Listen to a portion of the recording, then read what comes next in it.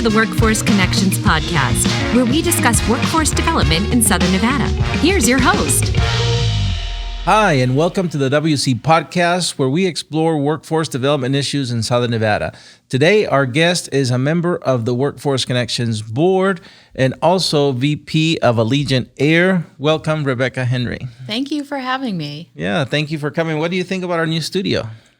You know, I really like this, not just because you've set it up really nicely, but I think that what I've learned most over the last year is embracing technology, driving new things to really bring to people instead of expecting people to come to us has been really effective. So this is a perfect example of a way to be able to do that.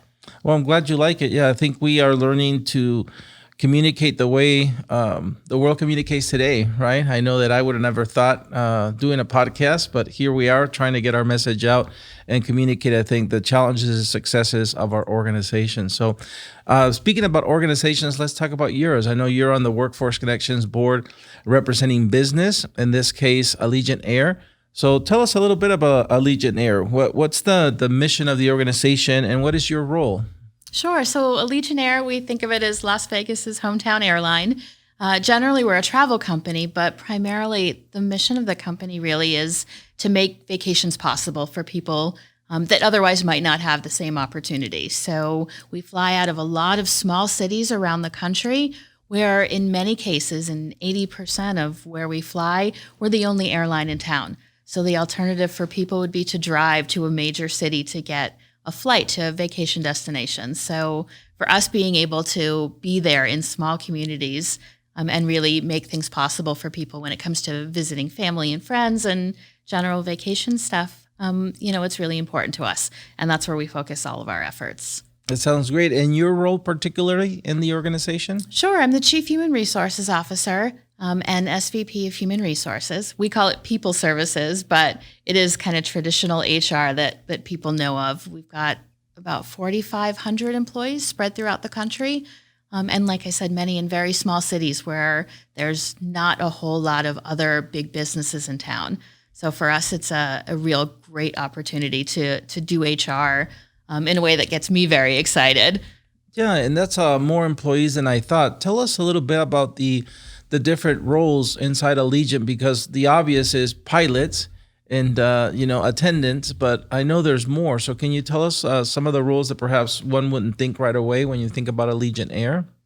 Yeah, I think that, most people do think about airlines as pilots and flight attendants and mechanics and the station staff that check you in or throw bags or be able to guide planes to the gate. But beyond that, we're an entire workforce that has marketing and IT and accounting, finance. All of those jobs are key. And here in Las Vegas in particular, we have about 1,500 employees. Only some of them are based at the airport in those traditional jobs, but we run a headquarters location up in Summerlin in Vegas, and more than 1,000 people are based out of there in all kinds of jobs. We run a call center, so lots of people that do customer service and customer care, along with all those back office and support functions that don't get a lot of attention, but are really integral to making the airline run. That's great. And I know that over the pandemic, we hear from a lot of the companies that we work with that they were all affected in different ways, but I think everybody was affected. What was the experience for Allegiant Air during the pandemic? And then how do you see things now in the labor market post-pandemic, if you will, if you want to say that we're post-pandemic? Oh, I'd love to say we're post-pandemic. My experience is we're still pretty deep in the thick of it. Airlines across the country were obviously very, very affected. In 2020 in particular, flying was very, very low. So, we were fortunate to be able to save jobs and not have to lay people off when it came to the airline operation group. But in general, 2021 has been a terrific year for us. Things are definitely coming back. While flight loads are a little bit lighter than they were 2019, they're starting to approach those levels. I think that for us, really, the focus has been what we do for employees in an environment like this.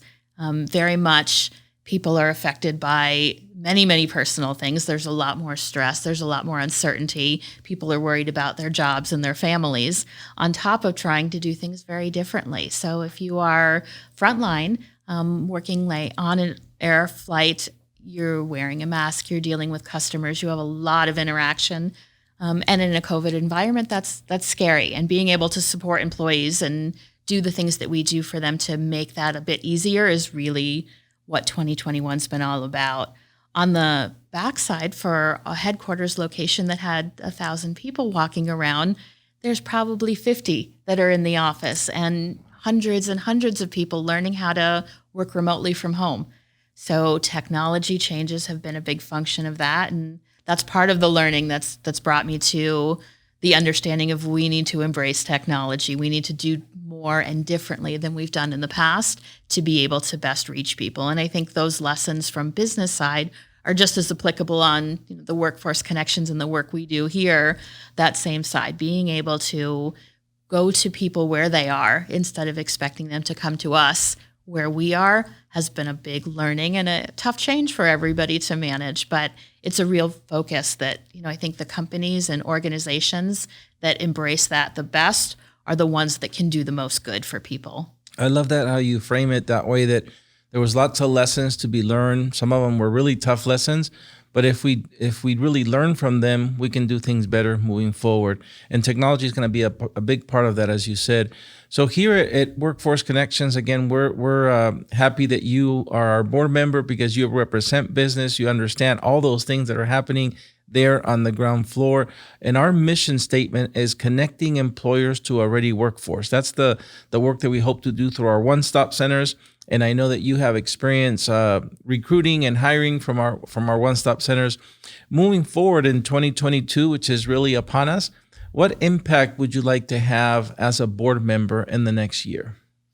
I think for me, we've been able to accomplish some really notable things that we can be really proud of. And I think that being able to multiply those and go out farther is really the key. So my organization, if I wasn't associated with Workforce Connections, wouldn't know all of the amazing things that this group is able to do and how they can help. And so I think looking forward for me, it's how do we best get further, deeper out into the community, approaching more of the businesses that across the nation certainly can use the help in finding staff and being able to be more effective in that area. So it's a never-ending goal. I think that we can set some milestones along the way, but it's one of those that every day there's more work to be done, and everything that we do makes, death by 1,000 paper cuts in reverse on the positive side is incremental increases day after day after day that add up to really big change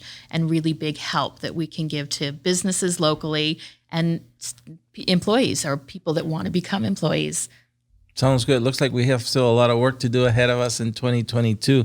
Last year in 2020, we received a national recognition from the National Association of Workforce Boards.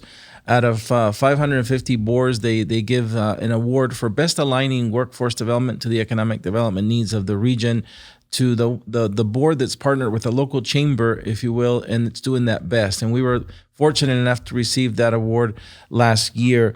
Is there something that you would like to see Workforce, something specifically you would like to see us accomplish moving forward? Another specific award, activity, initiative? Is there something on your mind? I think for me, the thing that I think that we all can be most proud of in that space is, yes, that award certainly is wonderful to receive, but the work behind it is really what the goal was, and being able to accomplish that was huge. When I put that together with the other recognition that we've gotten on the financial side, on being able to ensure that everyone can have the utmost level of confidence and credibility in how we handle the dollars that we're tasked with helping impact the community in using those two things together. I think that what I'd love to see is how we can share that learning, because we've gotten there, because we've been able to accomplish that.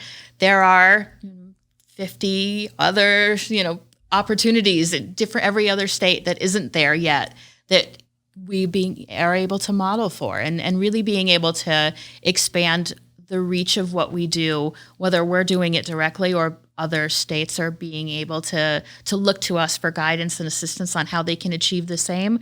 That means nationwide impact. And from a business side, as a board member that comes from the business side, every state reaching goals like this helps us as business and helps us to be able to give more opportunities to more people. So being able to just broaden our, the work that we do, to me is really exciting, and it's what I look forward to being a part of. Well said. We are proud of being a truly responsible fiscal agent and steward of the taxpayer money, if you will, and making sure that it's used at its best. So we are also thankful that you are a board member for years now representing the business sector, and we look forward to your contributions in the next few years. For me, it's really great to be a part of it. So I'm thankful you'll have me. Well, thank you, Rebecca, and thank you for coming today and doing the podcast. My pleasure. That's it for another episode of the WC Podcast. We hope to see you at a future one. Until then, stay safe.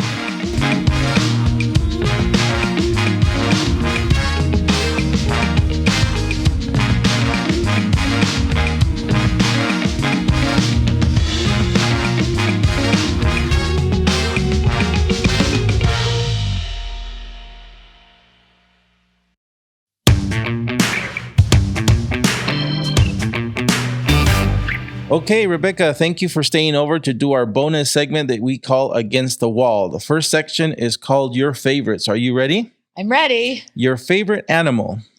Puppies. Your favorite food? Lasagna. Favorite funny movie? Funny movie. Bridesmaids. Favorite place to go with your family? The Bahamas. Your favorite sport? Baseball. Favorite holiday? Christmas. And your favorite way to relax?